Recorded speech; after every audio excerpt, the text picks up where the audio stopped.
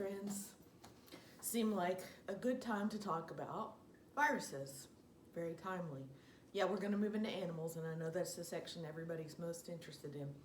But I thought, given the times we're living in, it would be a good idea to have at least a little passing knowledge of viruses. I hope you found that video interesting. There are lots of rumors about the origins of this coronavirus, but I think probably if we take a scientific viewpoint of things, the most logical answer is that this virus emerged just like other viruses have emerged in a natural way through the process of evolution. So I made a small PowerPoint just to talk about some basics of viruses, what they are, and a few things I would like you to know. This is a photo representation of the SARS-CoV-2, which we're calling the coronavirus. Our virus is really out to get us. It probably seems like that right now because this small particle has certainly disrupted our lives in a huge way. If you read in section 1, you learned that the name virus comes from a Latin word for poison. The reason for that was explained in the chapter because the first viral disease that was actually isolated came from a plant, tobacco plant actually, and the scientists realized that there was something in the liquid in the plant that was causing transmission of disease from one plant to another, but they couldn't find any type of cellular element when they looked for it. So in other words, they were looking for bacteria. They assumed it was some kind of bacterial disease or a fungus or something like that. They couldn't find any cells. So there was something in the liquid, so hence the name poison, which actually is a pretty good one. The reason they couldn't find them is because they're so small and they just didn't have the right tools at that point. How long have viruses been around? Probably as long as life has been around. They seem to have evolved along with the 3 domains of life, which we talked about previously with classification. So all the bacteria, all the archaebacteria, and then all the eukaryotes, including us as animals. So there are viruses that infect all life forms. There are even viruses that infect other viruses. All right, what is a virus? Well, it's a simple structure that makes it easy to learn about. So all it is some genetic material encased inside a protein coat, and it might have a lipid envelope around it, but it may not. Now that genetic material can be DNA, we're used to that being our genetic material, but it can be RNA. And in fact, 70% of viruses have RNA as their genetic material, and only 30% have DNA. The protein coat is called a capsid, and it is made of little individual proteins. And then that capsid will have receptor proteins on the outside. And the collection of receptor proteins will be unique to each type of virus. And that's the key for how they link and infect other organisms. And you saw that working in an animation in the video I asked you to watch. A second thing, viruses, as I mentioned, are very small. We're talking about something we're measuring in terms of billionths of a meter. So if this is a centimeters distance here, then you remember that these are millimeters. So it's a ruler that's blown up, okay? There are 1,000,000 nanometers in 1 millimeter. 1,000,000 nanometers in 1 millimeter. So 10 million of them would fit in a centimeter space. So think about on your actual ruler, when we measured things in millimeters and centimeters, it was still a small increment, but we're talking about 1,000,000 or even 10 million nanometers could fit in that space. So if you said that a typical virus was even 100 nanometers large, well, that's then gonna be what, 1/1000th of a millimeter here? Could we see that with our eye or even with a good light microscope? No. So it required the development of electron microscopes before scientists could actually see the particles that were causing all of these problems. All right, viral reproduction. Because a virus is non-living, it can't reproduce on its own. And remember, that's one of the characteristics of living things that we talked about way back at the beginning of the year. So if a virus cannot reproduce on its own, is it alive?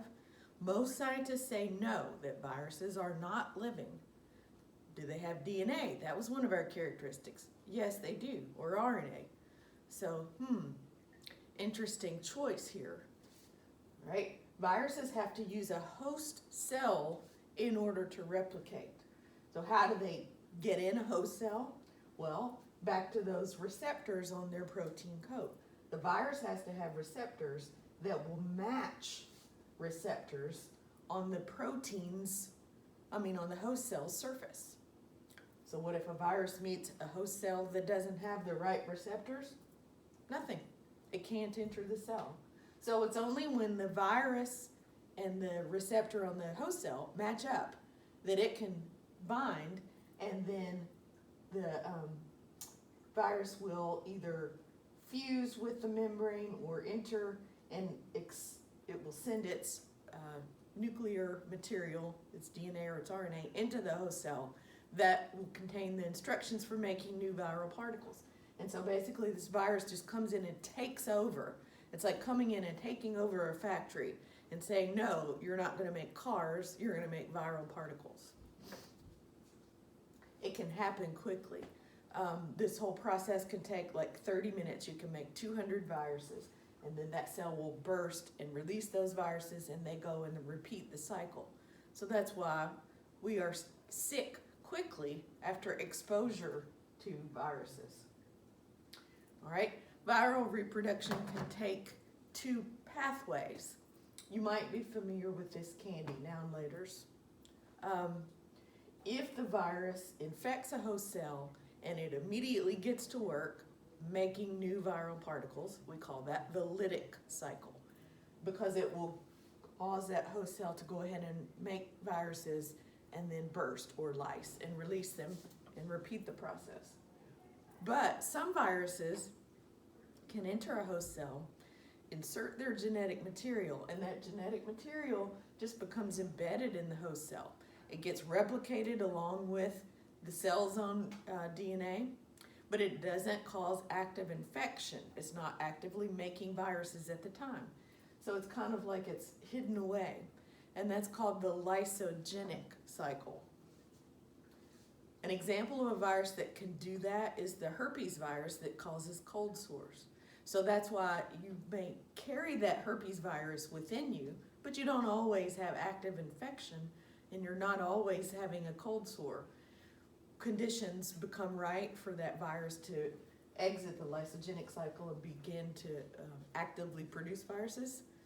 Well, how about stress? So here's a graphic of those two processes. Lytic cycle, we're actively infecting and producing new viruses. And the lysogenic cycle, the viral DNA is just going to become incorporated into the cell, copied it right along with it, and then at some point, the viral DNA becomes activated and it begins assembling viruses. This particular type of virus is a bacteriophage. It infects bacteria, which is a pretty low thing to be. All right, so of course we're all interested in viruses as they relate to disease in us. If you think about it, the word disease is dis-ease. A disease causes a disruption to our homeostasis. So how do they work? Well, it depends on the virus. They can work in several different kinds of ways. Some of them will attack a particular type of cell within the body. For example, HIV attacks cells that are a part of the immune system. Adenoviruses can cause colds. Obviously, we know that they can attack parts of the upper respiratory system, as does influenza. Hepatitis will tend to attack liver cells. Ebola is a hemorrhagic virus. It is so actively engaged in producing new viral particles that it disrupts homeostasis in all parts of the body, and it can cause its victims to basically bleed out from every orifice. That's a horrible one. Look it up if you're interested. Then we know that some virus damage to particular cells in the body can be permanent. We'll talk about that in just a second. Sometimes it's only temporary, like when we get a cold. We have mentioned before, I believe, that some viruses can cause changes that can lead to cancer. For example, human papillomavirus, HPV, can cause changes that can later lead to cancer, so people are receiving vaccines against that virus to prevent that possible cancer later on. How do we treat viral diseases? You can't treat them with antibiotics. An antibiotic has to kill something that's living. Viruses aren't alive. So antibiotics are completely ineffective against them. There's no reason to go out and get a Z-Pak when you have a viral infection. So what do we do? Well, one thing that is important in treating viral diseases is we have to understand how the virus is transmitted.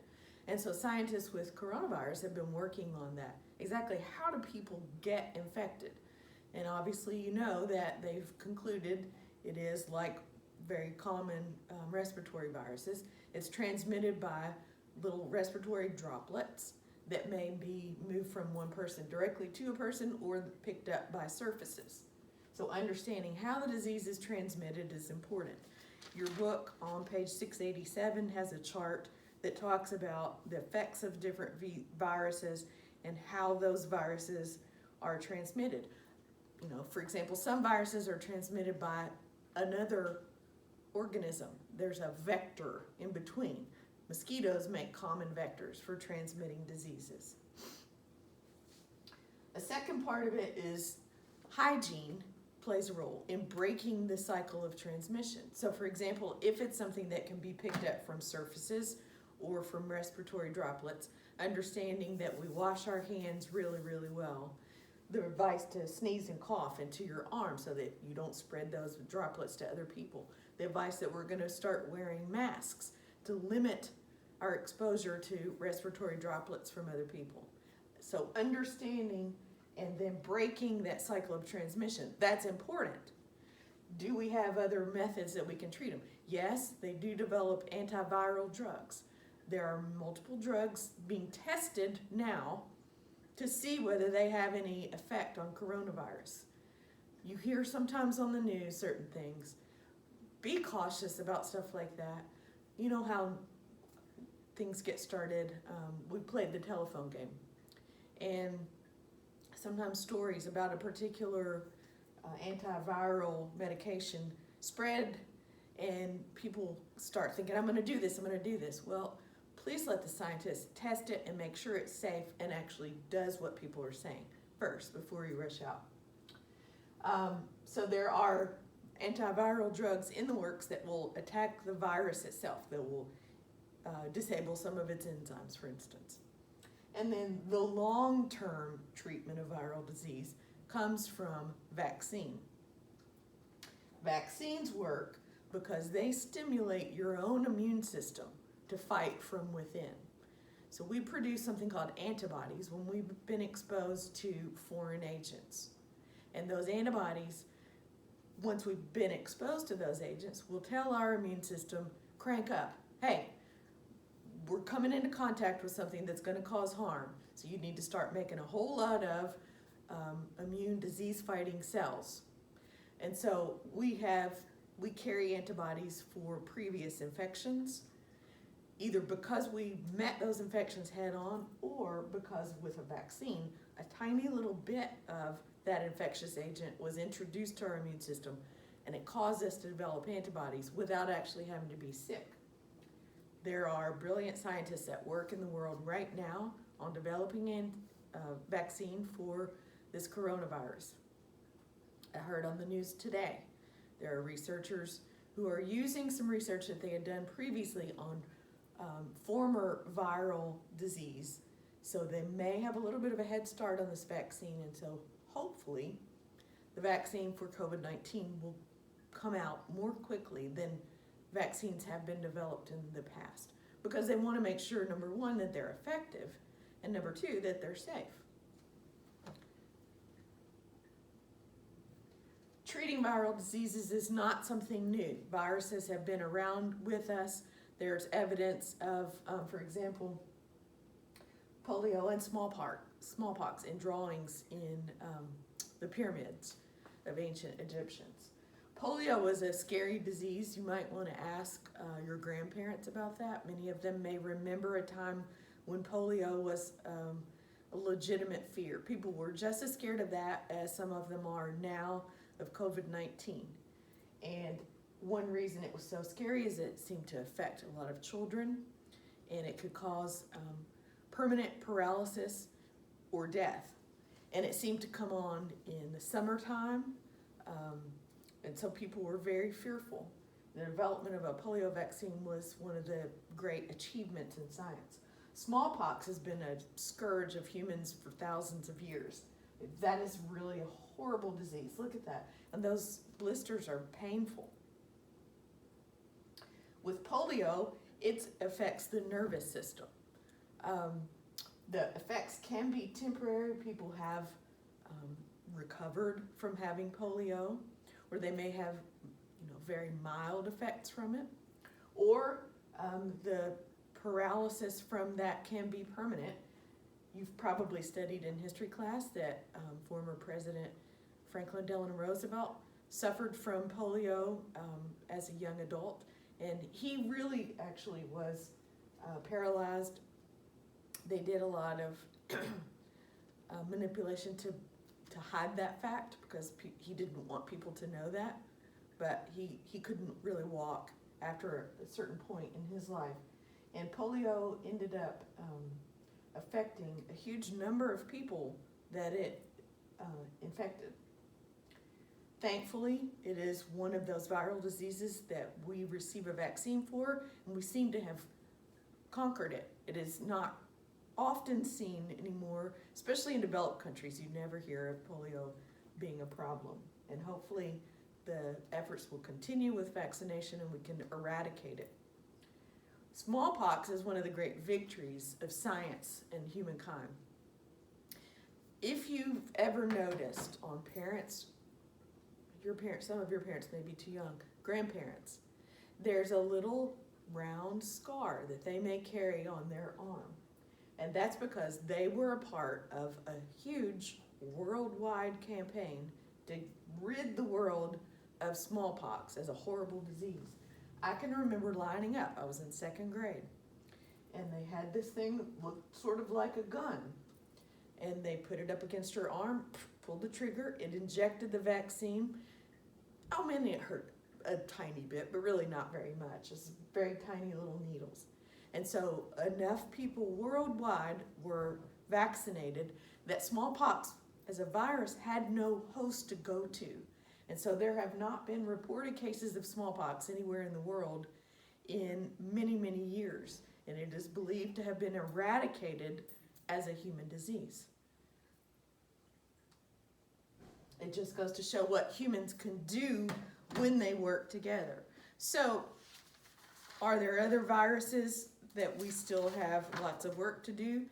Yes, HIV is one. However, it is also probably an example of a success in that antiviral drugs have been developed to prolong the life of people with HIV, who are HIV positive. They are able to live normal lives. Why don't they have a vaccine against HIV? That would be a good question to ask. Well, the reason is that is a virus that seems to mutate pretty quickly. It's an RNA virus, and they mutate more quickly than DNA viruses. And so developing a vaccine, it's kind of like you're trying to hit a moving target. I think they'll probably achieve it at some point, but in the meantime, they do have antiviral drugs and some other technologies that are ongoing, and so you'll probably hear in your lifetime of some more successes against that problem. So I would encourage you to look in section 1 at the chart that shows the transmission of some common diseases. Now, back to the question about, are viruses alive? Well, you could give me your opinion. Are they alive in that they meet the characteristics of living things that we talked about earlier on? Well, they meet some of them. They have DNA. They do reproduce, of course, with an asterisk. It's only inside a host cell. Do they evolve? Yes, they do, because they can mutate. But are they made of cells? No. It's genetic material inside a protein coat. It's not a true cell. Do they obtain and use energy? No. Viruses don't need to eat. Well, how can a living thing not do that? Do viruses respond to their environment? No, not really. They don't have that ability to maintain any type of homeostasis. So they sort of straddle the fence of living and non-living, but they're very interesting. And I think as we move into the next school year, more information will be available to us, and I hope we'll be able to continue this discussion in learning. There's a lot of information out there that's interesting online. I would encourage you to read and watch videos and educate yourself. But like with everything, you should ask questions. Don't just accept something because you see it on Facebook, please. Keep a scientific viewpoint like we talked about, and I hope that was helpful.